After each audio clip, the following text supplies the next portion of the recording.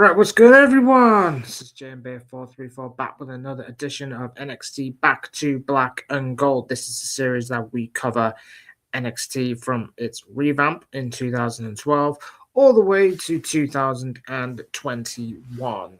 So, we kick off the show this week with Jey Uso going one-on-one with Kenneth Cameron from the Ascension. The aura that the Ascension had here was top-notch. I love the presentation of the Ascension here.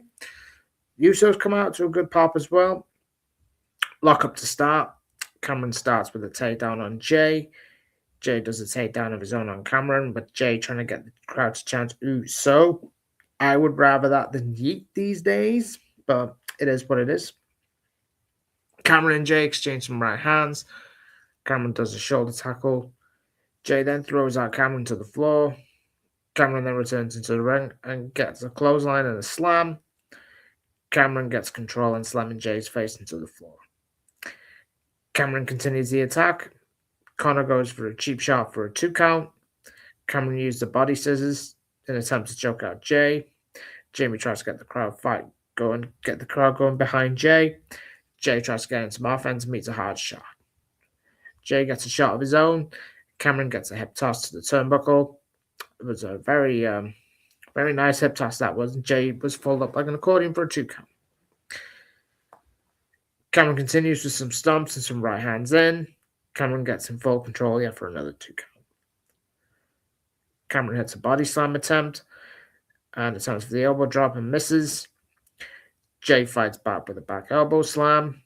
Jey then attempts to go for the ass slam, as I tend to call it, or the ass bunch by what Rikishi used to do. I don't care. Connor then pulls a leg of Jey. Cameron then gets a 2 count. Jey then hits a super kick and gets a 3 count. This is an okay match, I guess. The Uso leave through the crowd and gets the crowd chanting Usos. As I said earlier, better than Yeet. Next up, Dusty Rhodes is backstage and gets confronted by Rick Victor, saying he is more than deserving to face Seth Rollins. Dusty said that we don't hand out title shots here, but he needs to earn one. Rick said he's going to go and make an impact to see if he can get a match with Seth Rollins. Rick was more of a tag wrestler, if I'm honest with you, instead of a single star, but we'll get to more of Rick Victor in a bit.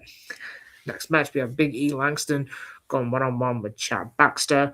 Once again, Byron talks about how much Big E can press. You said the same last week, Byron. Come on. Big E starts with some knees and some rights to the back of the head of Baxter. Baxter only gets 1 punch in this match. Baxter goes for a sunset flip. Big E starts getting on top and hits some shoulder charges into the corner. E hits some backbreakers. Big E then knocks down Baxter again with the body charge. Big E then hits the big ending for the 3 count. This was also the birth of the 5 count gimmick, which I did enjoy the 5 count gimmick. Big E then hits another big ending and does his own 5 count. Another powerful display by Big E. Now, with Big E, I think he was okay on the main roster, but his world title reign was awful. Let's just not disagree on that. Crowd chanted one more time for another big ending. Big E gets a mic. He speaks for the first time on NXT and then chants, and he says that 3 count is not normal. Big E is not normal, and from now on, his opponents will feel pain, agony, and not getting up from a 5 count. Crowd chant one more time for Big E to hit the big ending. And once again, they do the 5 count. The referee does it this time. I like this gimmick of Big E. I thought this worked for him, but Jimmy never went to the main roster, which it sucked. Cassius Ohno backstage saying he's a dangerous man, and Richie Steamboat found out the hard way. Next week, he's going to have a Cassius Ohno sparring session. He said, if you don't know then, you will know now. Get a vignette of Where's Trent, with multiple WWE stars asking Where's Trent. There was even missing Trent on the milk ball. He is then found by Riley Pierce asking if Trent wants a match on NXT next week. He says, yeah, sure, bit underwhelming. Trent Beretta returns next week. Now, I like Trent Beretta, but I think this is a bit underwhelming. After all, having a build-up, have that. There's a meh build-up, I guess. Damien Sandow goes one-on-one with Garrett Dillon. Sandow over as fuck at the time. Sandow gets a mic. Start with and says he's here to help NXT in an effort to indulge our enlightenment. So he's going to give Garrett Dillon the option to sit at ringside for the sake of your enlightenment and for Dillon's well-being. He exercises his options and says, "You're welcome." Dillon refuses, so we do get the match. Match starts with a lockup. Sandow gets Dillon into the corner as the ref breaks up. Sandow gets several rights in and some stomps. Sandow tried to be a heel, but it failed because he was just too over at the time. And we'll get to more Sandow later down the line. Dillon attempts for a 2 count. Sandow gets on top of some shoulder charges. Sandow throws Dillon into the ground and taunts the crowd. Dillon gets some offense in, but Sandow counters. Dillon then hits a shoulder tackle in and knocks Sandow down for a 2 count. Sandow hits a side Russian leg sweep and followed by an elbow drop with some knees to the head. Sandow hits a neck breaker, says you're welcome to the crowd for the 1, 2, 3. Following the match, Sandow does the signature Cody Rhodes cartwheel, Stardust rather, after he gets the win. Riley Pierce is backstage with Seth Rollins. He asks about the main event tonight between Tyson Kidd and Michael McGillicutty later on in the night. Seth said it doesn't matter whether it's a friend or foe. He's ready for anyone to be confronted by Rick Victor, as we saw Rick Victor early in the evening with Dusty Rhodes. Victor asked Rollins if he knows what his name is. Rollins does a little laugh as he does, and he says no. Victor then slaps Rollins, and Seth said he does know his name, and that is Rick Victor. Which begs the question, why did he not say it earlier?